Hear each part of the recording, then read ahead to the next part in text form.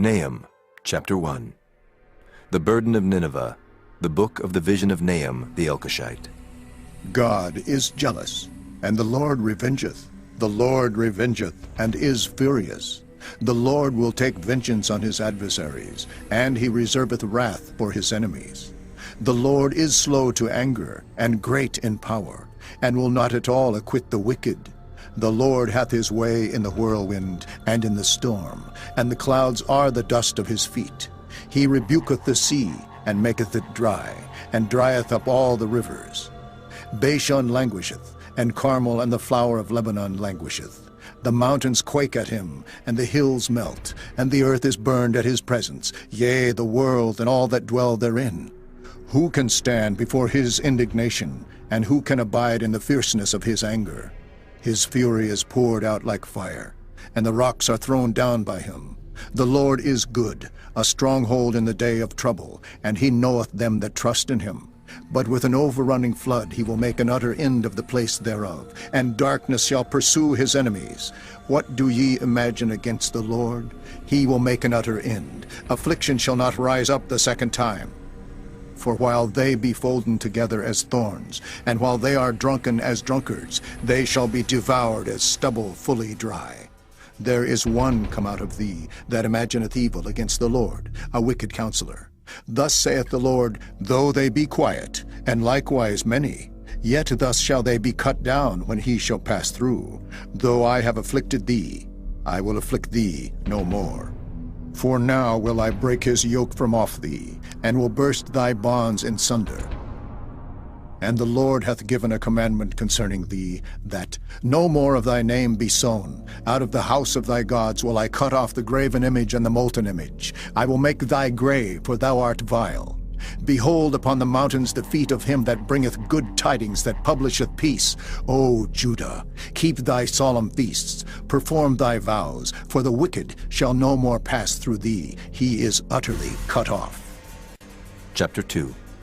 He that dasheth in pieces is come up before thy face. Keep the munition, watch the way, make thy loins strong.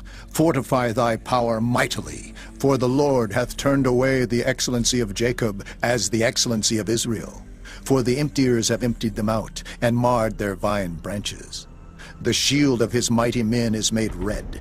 The valiant men are in scarlet. The chariots shall be with flaming torches in the day of his preparation, and the fir tree shall be terribly shaken.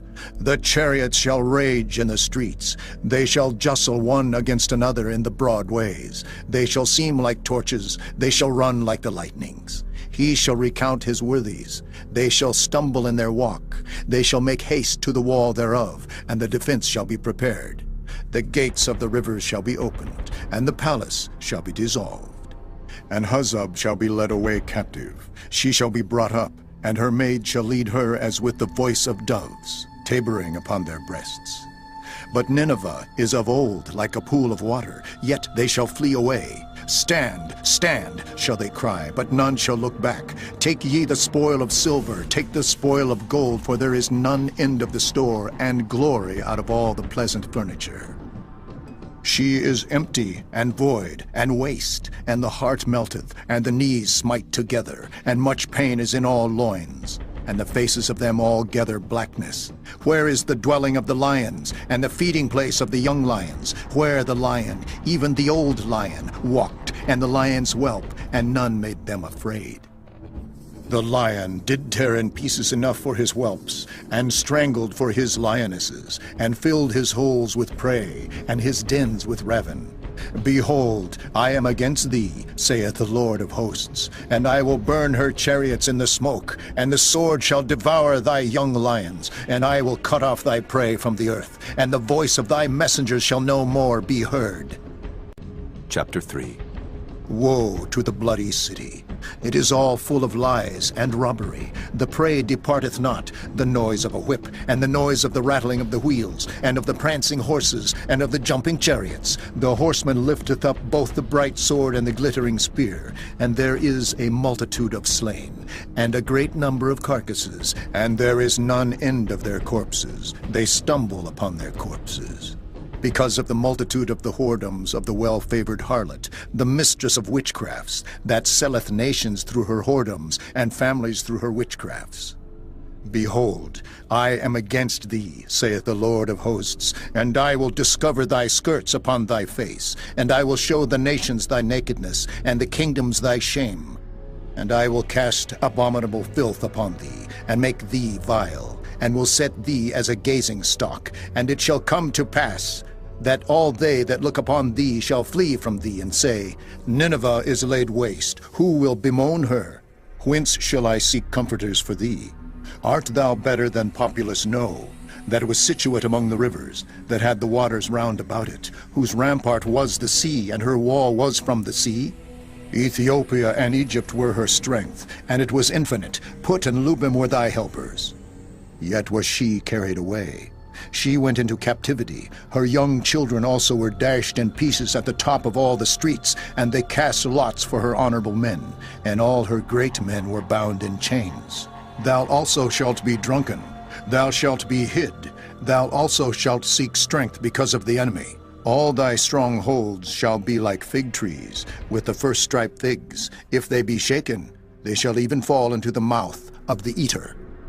Behold, thy people in the midst of thee are women. The gates of thy land shall be set wide open unto thine enemies. The fire shall devour thy bars. Draw thee waters for the siege. Fortify thy strongholds. Go into clay, and tread the mortar. Make strong the brick kiln. There shall the fire devour thee. The sword shall cut thee off. It shall eat thee up like the cankerworm. Make thyself many as the cankerworm. Make thyself many as the locusts. Thou hast multiplied thy merchants above the stars of heaven. The cankerworm spoileth and flieth away.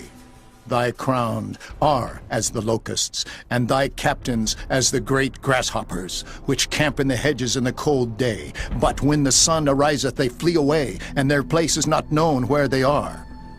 Thy shepherds slumber, O king of Assyria. Thy nobles shall dwell in the dust.